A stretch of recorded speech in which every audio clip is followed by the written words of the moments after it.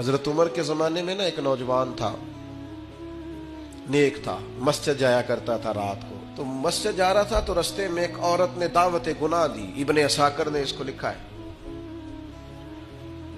تو نوجوان تھا، خواہشات تھی، کچھ طبیعت مائل ہو گئی. ابھی ادھر جا ہی رہا تھا کہ کسی نے آیت پڑھ دی، والی من خاف مقام ربی جنتان، جو رب کے سامنے کھڑے ہونے سے ڈرے گا اللہ 2 جنتیں دے گا.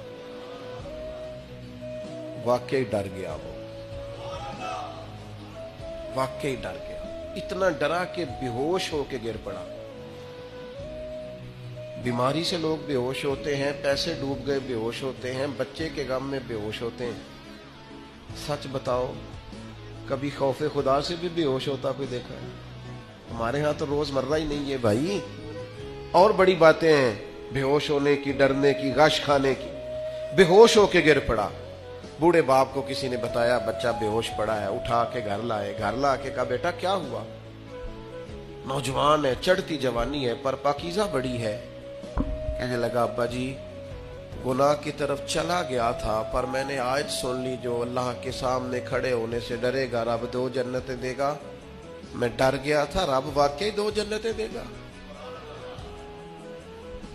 باپ رو پڑے، ابا جی کی آنکھوں میں آنسو آئے اور کہا پتر اللہ بڑا مہربان ہے، اس کے وعدے سچے ہیں، واقعی 2 جنتیں دے گا.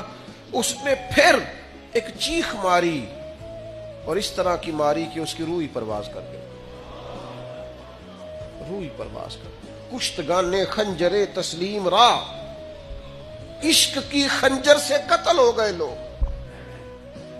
صبح حضرت عمر کو پتا چلا کہ انہوں نے تو رات جنازہ بھی پڑھ دیا، تدفین بھی کر دی. جناب عمر فرمانے لگے اتنا نیک نوجوان خوف خدا سے دنیا سے چلا گیا، مجھے کیوں نہیں بلایا، میں جنازہ پڑھتا. فاروق اعظم فرما رہے ہیں میرا شوق تھا میں اس کا جنازہ پڑھتا. کہ حضور آپ کو تکلیف نہیں دی. فرمایا بتاؤ قبر کہاں ہے؟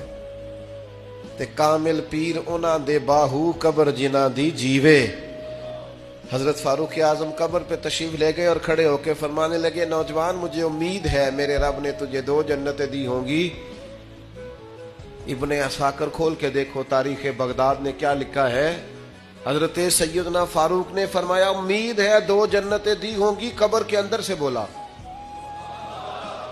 کامل پیرو نہ دے باہو قبر جنا دی جیوے. قبر کے اندر سے بولا. کہنے لگا حضور امید والی بات نہیں، رب کے وعدے سچے ہیں، اس نے واقعی مجھے 2 جنتیں عطا فرمائی. 2 جنتیں دی ہیں، میں نے اپنے مالک کو راضی پایا.